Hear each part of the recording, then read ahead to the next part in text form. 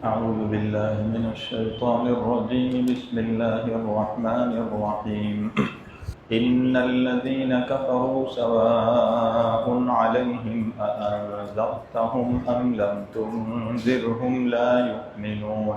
ختم الله على قلوبهم وعلى سمعهم وعلى أبصارهم غشاوة ولهم عذاب عظيم. إن الذين كفروا، یقیناً جن لوگوں نے کفر کیا، سواء علیہم، ان کے حق میں دونوں باتیں برابر ہیں، اَأَنذَرْتَهُمْ أَمْ لَمْ تُنذِرْهُمْ، چاہے آپ ان کو ڈرائیں یا نہ ڈرائیں، لا یؤمنون، وہ ایمان نہیں لائیں گے. ختم اللہ علی قلوبہم، اللہ تعالی نے ان کے دلوں پر، وعلی سمعہم، اور ان کے کانوں پر مہر لگا دی ہے، وعلی ابصارہم غشاوہ، اور ان کی آنکھوں پر پردہ پڑا ہوا ہے، وَلَهُمْ عَذَابٌ عَظِيمٌ، اور ان کے لیے زبردست بہت بڑا عذاب ہے. اللہ تعالیٰ نے سورہ بقرہ کی ابتدائی آیات میں یہ واضح فرما دیا کہ یہ وہی کتاب ہے جو اللہ کی طرف سے اتری ہے. یہ پکی بات ہے، اس میں کوئی شک نہیں ہے، اور یہ کتاب ہم نے برائے ہدایت اتاری ہے. قرآن کے نزول کا مقصد ہدایت.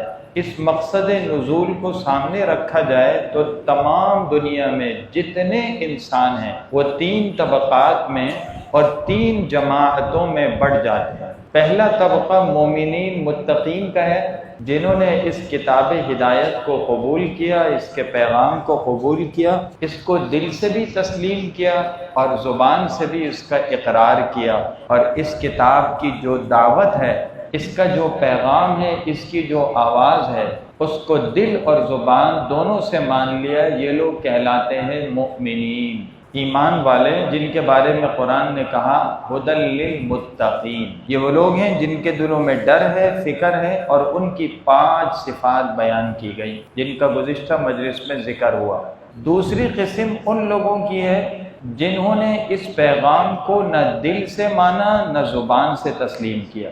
دل میں بھی انہوں نے اس کا انکار کر دیا، ان کے دل میں ہر چیز کی جگہ ہے، دنیا کی ہر خواہش پورا کرنے کا ارادہ ہے، مادیت کی ہر چیز کے لیے دل کے اندر گنجائش ہے، لیکن اگر ان کے دلوں میں گنجائش نہیں ہے تو ایمان کی نہیں. وہ اللہ پر، آخرت پر، قرآن کے پیغام پر، نبی کی تعلیمات پر ایمان نہیں رکھتے، نہ ان کے دلوں میں یہ بات ہے اور نہ زبان سے اس بات کو وہ تسلیم کرتے ہیں. یہ کافر ہیں جن کا ان 2 آیات میں تذکرہ ہے. اور اس کے بعد تیسرا طبقہ وہ ہے جو زبان سے تو کلمہ پڑھتا ہے، جو زبان سے بظاہر اس پیغام ہدایت کو تسلیم کر رہا ہے، لیکن دل میں سرے سے ایمان نہیں ہے، نہ اللہ پر ایمان ہے نہ آخرت پر. یہ منافق کہلاتے ہیں. یاد رکھیے، ایمان اصل میں دل کی چیز ہے. علماء نے فرمایا ایمان کس کا نام ہے؟ تصدیق بالجنان. دل سے اللہ کے احکامات کو مانے، تصدیق کرے، قرآن و حدیث میں جو باتیں آئیں ان کو سچا سمجھے. وہ اقرار باللسان. اس کے بعد دوسرا مرحلہ ہے زبان سے اقرار. لا الہ الا اللہ محمد الرسول اللہ کا کلمہ پڑھے اور کہہ دے آمنت باللہ کما هو باسمائہ وصفاتہ وقبلت جمیع احکام. اور تیسرا مرحلہ اس کے بعد عمل بالارکان. دل میں تصدیق ہے، زبان سے اقرار ہے. اب اپنے مومن ہونے کا ثبوت پیش کرے. دعویٰ ہے کہ میں مومن ہوں تو نماز پڑھ کے دکھاؤ. ایمان کا دعویٰ ہے رمضان میں روزہ رکھو، سال میں زکوٰۃ ادا کرو، زندگی میں کم از کم 1 مرتبہ حج کرو. اگر ایک آدمی کہتے ہیں میرا ایمان ہے، نماز نہیں پڑھوں گا، روزہ نہیں رکھوں گا، اس کا مطلب ہے یہ دعوے میں کھوکھلا ہے. تو ایمان کی بنیاد تصدیق ہے. جس طرح ایک قد آور درخت کی جڑیں زمین کی گہرائی میں ہوتی ہیں، جتنا اس کا اونچا قد ہے، جتنی اس کی پھیلی ہوئی شاخیں اور جتنا موٹا اس کا تنا ہے، اتنی گہرائی میں اس کی جڑیں بھی ہیں. تو یاد رکھیے، اعمال کتنے پاکیزہ ہوں اور زبان پر کتنا ایمان کا دعویٰ ہو، اللہ کے ذکر کا ورد ہو، لیکن اس کے لیے ضروری ہے کہ دل میں تصدیق کی جڑ ہونی چاہیے جو ایمان کی اصل ہے. تو منافق یہ وہ بدبخت ہیں جو زبان سے کلمہ پڑھ رہے ہیں اور نماز بھی پڑھ رہے ہیں اور خیر کے کام بھی کر رہے ہیں، لیکن دل ان کے خالی ہیں اور پیغام ہدایت سے کھوکھلے ہیں، یہ کون ہے؟ منافق ہیں۔ ایسے منافق بہت خطرناک ہیں، یاد رکھیے، یہ جو منافق ہیں یہ خطرناک ترین ٹولہ ہے۔ اس لیے ان منافقوں کا قرآن نے بہت تفصیل کے ساتھ ذکر کیا، تفصیل کے ساتھ قرآن نے منافقوں کا ذکر کیا اور بتایا ہے کہ ان منافقوں کے لیے اللہ تعالیٰ کے یہاں کوئی گنجائش، اور ان کی صفات عادتیں ذکر کی ہیں، معاشرے میں ان کا کیا کردار ہوتا ہے، معاشرے کی ٹوٹ پھوٹ میں، فساد میں، اور معاشرے کو ان سے کس طرح نقصان پہنچتا ہے، سب سے زیادہ تفصیل سے یہاں اس کا ذکر کیا۔ یہ معاشرے کا ناسور ہے۔ تو پہلے مرحلے میں مومنین متقین کے تذکرے کے بعد اب ذکر ہو رہا ہے کافروں کا۔ یہ کافر اللہ تعالی کی رحمت سے دوری کے اعتبار سے انسانیت کا بدقسمت ترین گروہ ہے، بدترین طبقہ اور بدقسمت ترین گروہ۔ مال ہے، دنیا کی آسائشیں ہیں، اعلیٰ تعلیم ہے، ٹیکنالوجی ہے، اقتدار ہے، دنیا پر قبضہ اور حکومت ہے، لیکن جب ایمان سے محروم ہیں تو یہ دنیا کا بدقسمت ترین طبقہ اور بدترین قوم بن گئی۔ عربی زبان میں کفر کے معنی آتے ہیں چھپانا۔ یہ کافر بھی اللہ کا انکار کر کے حق کو چھپا رہا ہے، اللہ کی ناشکری کر رہا ہے۔ کفر کے ایک معنی ناشکری کے بھی آتے ہیں۔ کفر بدترین ناشکری ہے کہ وہ اللہ جس نے تمہیں پیدا کیا، جس نے تمہیں پالا، جس نے تم پر طرح طرح کی نعمتیں نچھاور کی، تم اس اللہ کو اپنا خالق تسلیم نہیں کرتے، اس اللہ کی خدائی کا، اس کی بڑائی، اس کی کبریائی کا انکار کرتے ہو۔ علماء نے لکھا ہے اور مفسرین نے بھی بیان کیا ہے کہ کفر 4 طرح کا ہوتا ہے۔ یہ میں اس لیے عرض کر رہا ہوں کہ آج معاشرے کے اندر جو اس وقت سب سے بڑا فتنہ ہے اور ایک سب سے بڑا چیلنج ہے وہ اپنے ایمان کی حفاظت۔ اب اعمال کی بات تو بعد میں چلا گئی، اخلاقیات کی بات تو بعد میں دور چلی گئی، پردے کی بات تو دور چلی گئی، داڑھی ٹوپی کی بات تو بہت دور چلی گئی۔ پہلا مسئلہ یہ ہے کہ اصل ایمان تو ہم اپنا محفوظ کر لیں۔ کفر کی اتنی صورتیں معاشرے میں آ گئی ہیں کہ الامان والحفیظ، بلکہ بعض اوقات آدمی کو پتہ بھی نہیں چلتا ایمان باقی نہیں ہوتا، نہ ایمان باقی ہے، نہ نکاح باقی ہے، نہ اس کے دینی معاملات باقی ہیں، اور اس کو پتہ ہی نہیں۔ اور اصولی طور پر یہ بات ذہن میں رکھنی چاہیے کہ ایمان کے لیے تمام ایمانیات پر ایمان اور تصدیق ضروری ہے۔ ایمان کا مطلب کیا ہوتا ہے کہ نبی کریم صلی اللہ علیہ وسلم جو تعلیمات لے کر آئے اور جن چیزوں کا دین ہونا قطعی طور پر معلوم ہے، یقینی طور پر معلوم ہے، علماء کرام اس کے ایک لفظ استعمال کرتے ہیں ضرورتاً، بداہتاً، یعنی اس کا دین ہونا واضح ہے۔ نماز کا دین ہونا بالکل واضح ہے، قرآن کا پڑھنا، قرآن کا دین ہونا بالکل واضح ہے۔ اس طرح کی جتنی چیزیں آدمی اس کا انکار کر دے تو ایمان باقی نہیں رہے گا۔ ان سب چیزوں پر ایمان لانا ضروری ہے ایمان کی۔ تو کفر کا یہ مطلب نہیں ہے کہ اگر 100 چیزیں ہیں، 100 میں سے جب 50 سے زیادہ چیزوں کا انکار کرے گا تب کافر ہوگا۔ 100 میں سے 99 باتیں مانتا ہے اور ایک بات کا انکار کر دے، صرف ایک بات کا، یہ العیاذ باللہ یہ کہہ دے مجھے اس ایک بات میں 100% شک ہے، ذرا بھی یقین نہیں ہے، ابھی اطمینان نہیں ہے، تو ایمان نہیں رہا۔ ایمان تو پورے یقین کا نام ہے۔ 100% یقین ہو اور 100% باتوں پر یقین ہو۔ آج ہم پتہ نہیں کتنی باتوں کا لا علمی میں انکار کر دیتے ہیں، کتنی باتوں کا ضد میں انکار کر دیتے ہیں، میں تو نہیں مانتا معاذ اللہ یہ کہہ دی، کتنی باتوں کا مذاق اڑا کر انکار کر کے کافر ہو جاتے ہیں۔ دین کی کسی بات پر عمل کرنا نہ کرنا اور ہے، لیکن اگر کسی بات کا مذاق اڑا لیا کافر ہوگا۔ مسواک کا مذاق اڑایا کافر ہوگا۔ مسواک کرنا واجب نہیں ہے، فرض نہیں، ثواب ملے گا مسواک کی، اگر نہیں کی کوئی گناہ نہیں۔ کتنی باتوں کی تحقیر کر کے مذاق تو نہیں اڑایا، لیکن ایسا حقارت والا نفرت آمیز رویہ اختیار کیا تو اس کی وجہ سے آدمی کافر ہو جاتا۔ تو ایمان نام ہے 100% شریعت کی باتوں کو دل کی گہرائی سے ماننے۔ اب اس کے مقابلے میں کفر ہے، مومن کے مقابلے میں کافر ہوتا ہے۔ علماء نے فرمایا کفر کی ایک صورت یہ ہے کہ کہ آدمی نہ دل سے مانے نہ زبان سے تسلیم کرے، نہ دل سے مانتا ہے نہ زبان سے تسلیم کرتا ہے۔ جیسے عام کافر ہوتے، مکے کے کافر ہوتے تھے، دوسرے لوگ ہوا کرتے تھے۔ دوسری صورت یہ ہے کہ دل میں یہ بات ہے کہ یہ چیز سچی ہے، زبان سے اقرار نہیں کرتا۔ دل میں بات ہے کہ یہ چیز سچی ہے، زبان سے اقرار نہیں کرتا، زبان سے کلمہ پڑھتا نہیں ہے، ورنہ دل کہہ رہا ہے۔ قرآن اہل کتاب کے بارے میں، یہود و نصارہ کے بارے میں کہتا ہے وَجَحَدُوا بِهَا وَاسْتَيْقَنَتْهَا أَنفُسُهُم، دل میں یقین ہے یہ سچے نبی ہیں۔ کیوں؟ يَعْرِفُونَهُ كَمَا يَعْرِفُونَ أَبْنَاءَهُم، ان کی کتابوں میں ساری علامتیں لکھی ہوئی نبی کی، تورات انجیل میں، ان کو پتہ ہے یہ وہی نبی ہے۔ جیسے بیٹے کو آدمی پہچانتا ہے، بیٹے کو دیکھ کر شبہ نہیں ہوتا میرا بچہ ہے، اتنا یقین ہے، لیکن پھر بھی ایمان کیوں نہیں لاتے؟ ظلم وعلو، صرف ظلم، سرکشی، تکبر، بڑائی میں۔ اور کفر کی تیسری صورت یہ ہے کہ دل میں بھی، دل کے اندر بھی تسلیم ہے اور زبان سے بھی اقرار کر رہا ہے۔ زبان سے یہ اقرار کرتا ہے کہ یہ دین سچا ہے، لیکن کلمہ پڑھتا نہیں ہے، ایمان نہیں لاتا۔ جیسے ابو طالب تھے، ان کے بارے میں لکھا ہے یہ اقرار کرتے تھے اور کہتے تھے نبی کی تعلیم سچی، اللہ کی طرف سے توفیق نہیں۔ اللہ نے صاف کہہ دیا انک لا تہدی من احببت، نبی آپ کے قبضے میں ہدایت نہیں، ولکن اللہ یہدی من یشاء، ہدایت تو اللہ کے قبضے۔ اور اسی طرح اس طرح کے بہت سارے لوگ، کچھ ایسے ہوتے ہیں جو زبان سے نہیں مانتے، کچھ زبان سے مان رہے ہوتے ہیں لیکن ایمان لاتے نہیں ہیں، کلمہ نہیں پڑھتے، زبان سے کہتے ہیں سچا ہے۔ برنارڈ شاہ قریبی زمانے میں گزرا، ایک بہت بڑا اسکالر گزرا انگریز، یہ اسلام کی بڑی تعریف کرتا تھا اور کہتا تھا کہ اسلام سچا مذہب ہے، لیکن ایمان نہیں لایا۔ امیہ بن ابی الصلت کے بارے میں آتا ہے، حضور صلی اللہ علیہ وسلم فرماتے ہیں کاد امیہ بن ابی الصلت ان یسلم او کما قال، بہت بڑا شاعر تھا اور اس کو پتا تھا حضور صلی اللہ علیہ وسلم سچے نبی ہیں، زبان سے بھی، لیکن اس کو حسد ہو گیا کہ نبوت مجھے کیوں نہیں ملی، انکار کر دی۔ تو جب اللہ کی طرف سے بدبختی کا فیصلہ ہوتا ہے تو انسان کی آنکھیں اندھی ہو جاتی ہیں، سب کچھ ہے، نظر آ رہا ہے، لیکن ماننے کو تیار نہیں ہے، کبھی ضد ہے، کبھی مفادات ہیں، کبھی کوئی اور پہلو۔ اور کفر کی ایک قسم اور ہے جس کو کفر نفاق کہتے ہیں، جس کا آگے ذکر آ رہا ہے۔ اس میں آدمی زبان سے کلمہ بھی پڑھ رہا ہے لیکن دل میں ایمان نہیں ہے، دل کھوکھلا ہے۔ جیسے درخت کی جڑیں نہیں ہیں، کوئی اوپر درخت کا تنا ہے، بیکار، کھوکھلا۔ عمارت بڑی خوبصورت نظر آتی ہیں، بنیادیں اندر نہیں ہیں، یہ بالکل کھوکھلی اور کمزور ہے، کفر نفاق۔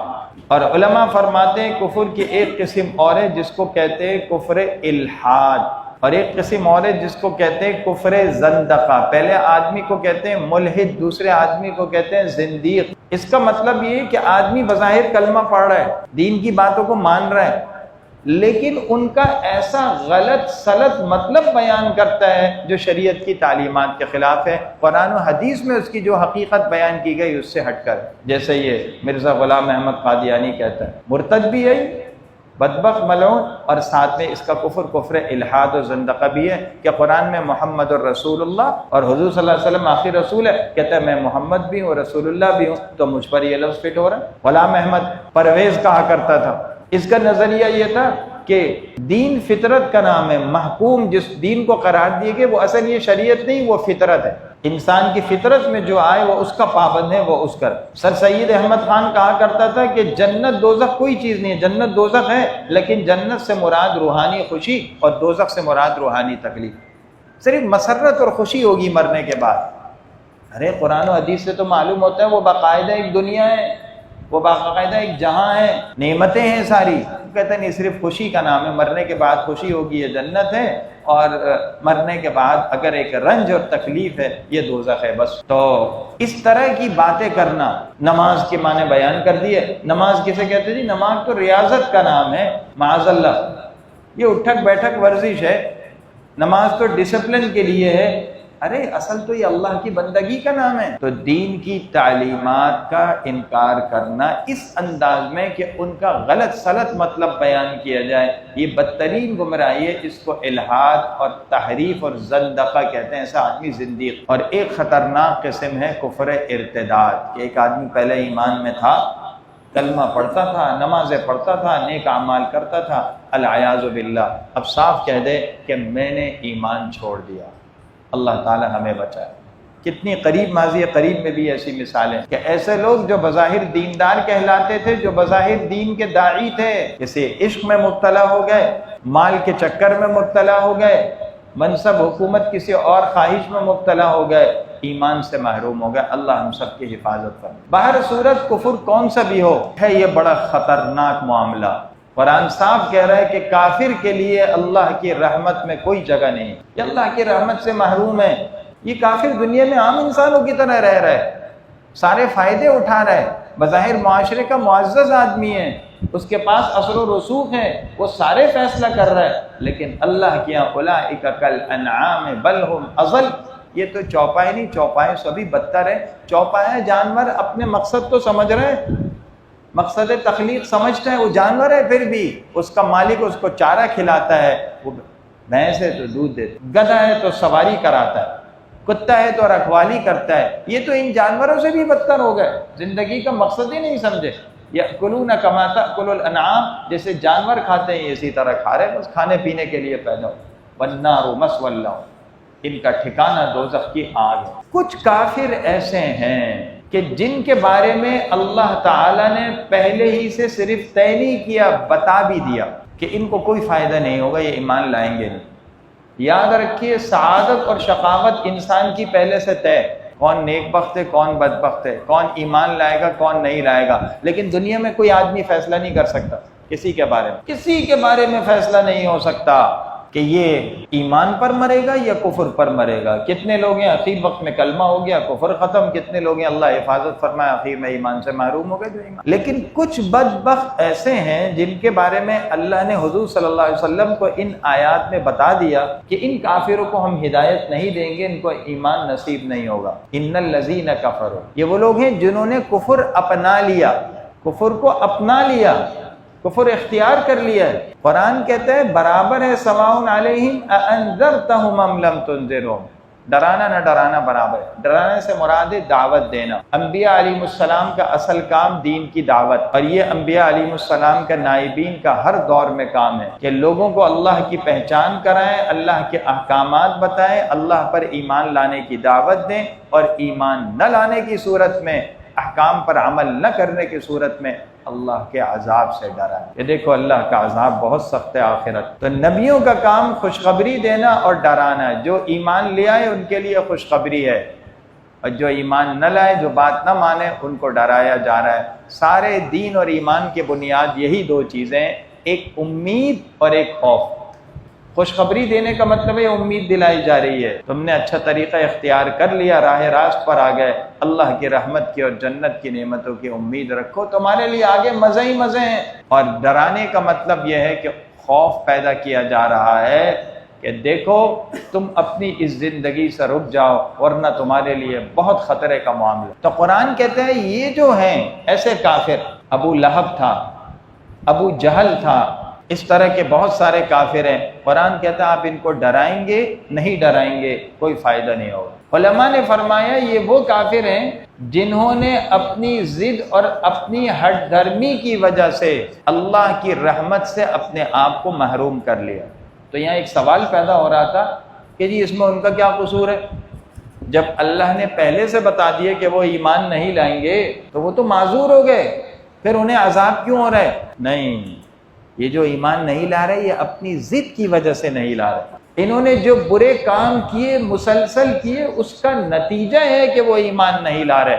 حکیم الامت تھانوی رحمۃ اللہ علیہ نے اس کی مثال دی، یوں سمجھیں جیسے ایک مریض کسی ڈاکٹر کے پاس آئے تو ڈاکٹر کہتے اس کو تمہیں ٹی بی ہے اور یہ تیسرے سے چوتھے اسٹیج پر داخل ہو چکا ہے، اب چند دنوں میں تم مر جاؤ گے۔ ڈاکٹر کہتے ہیں نا، جواب دے دیتے ہیں، چنانچہ چند دنوں میں وہ آدمی مر گیا۔ کوئی نہیں کہتا یہ ڈاکٹر کی وجہ سے مرا ہے، ڈاکٹر کے کہنے کی وجہ سے، ڈاکٹر نے تو بتایا ہے یہ جو مرا ہے یہ اپنی غفلت اور اپنی کوتاہی کی وجہ سے مرا۔ اس نے جو پہلے غفلت کی اور بیماری کا علاج نہیں کیا، ڈاکٹر نے تو صرف اطلاع کی ہے، تمہیں اس غفلت کا خمیازہ بھگتنا پڑے گا۔ تو یہ لوگ جو ایمان سے کافر محروم ہو رہے ہیں اس وجہ سے نہیں کہ اللہ تعالیٰ نے پہلے ہی سے ان کو محروم کیا، اصل وجہ یہ ہے کہ انہوں نے اپنی ضد کی وجہ سے اپنے آپ کو اس قابل کر دیا کہ ان پر ہدایت کی بات اثر ہی نہیں کرتی۔ پھر قرآن یہ لفظ کہہ رہا ہے، قرآن کی ہر بات کے اندر کہہ رہا ہے یہ سواء علیہم، اس میں پیغام ہے کہ داعی کا کام، دعوت دینے والا کا کام یہ ہے وہ دعوت جاری رکھے، ان کے لیے برابر ہے، ڈرانا نہ ڈرانا۔ یہ نہیں کہا کہ آپ کے لیے برابر ہے۔ آپ کا کام دعوت دینا ہے، آپ کا کام ڈرانا ہے، آپ تو ڈراتے رہیں گے۔ یعنی سوال یہ پیدا ہو رہا ہے کہ جب وہ ایمان نہیں لائیں گے، اللہ نے بتا دیا، تو ان کو دعوت کیوں دی جا رہی ہے؟ دعوت اس لیے دی جا رہی ہے کہ نبی کی ذمہ داری ہے، نبی کے نائبین کی ذمہ داری ہے دعوت دینا، اور نبی کو اجر مل رہا ہے۔ یاد رکھیں، ہم نتیجے کے مکلف نہیں ہیں، ہم تو اس کے مکلف ہیں کہ اللہ کا پیغام پہنچا دیں، اپنی ڈیوٹی کر لیں۔ جیسے ایک تنخواہ دار ملازم کا کام ہوتا ہے، اس کا کام ڈیوٹی کرنا ہے، اس سے زیادہ اس کا کام نہیں ہے۔ تو اللہ کی طرف سے بندے اس کے پابند ہیں کہ دوسروں تک پیغام ہدایت پہنچائے۔ دوسرا بات مان لے تب بھی ٹھیک ہے، نہ مانے تب بھی ٹھیک ہے، اللہ کی طرف سے اس کا مواخذہ اس کی باز پرس کہنے والے سے، ڈرانے والے سے، دعوت دینے والے سے نہیں ہوگی کہ اس نے تمہاری بات کیوں نہیں مانی۔ یہ اللہ کا معاملہ۔ حدیث پاک میں آتا ہے، حضور صلی اللہ علیہ وسلم، آج ہم اس سے بڑے پریشان ہوتے ہیں، اور آج ایک مزاج بن گیا ہے کہ جی بس زیادہ سے زیادہ مجمع اکٹھا کرو، اور جی واٹس ایپ چینل پر یا سوشل میڈیا پر اس کے لاکھوں فالوور ہیں، ملینوں میں، تو جس کے جتنے فالوور ہوں گے گویا وہ اتنا بڑا عالم ہے، اتنا بڑا مبلغ ہے، یا اس کے درجے اتنے بلند ہیں۔ ایسا تھوڑی ہے بھائی، اللہ کہتا ہے اخلاص دیکھا جائے گا۔ حدیث میں آتا ہے، حضور صلی اللہ علیہ وسلم فرماتے ہیں، مجھے انبیاء علیہ السلام دکھائے گئے، نبی کے ساتھ بڑی جماعت، کسی کے ساتھ چھوٹی جماعت، کسی نبی کے ساتھ چند آدمی تھے، والنبی وحدہ او کما قال۔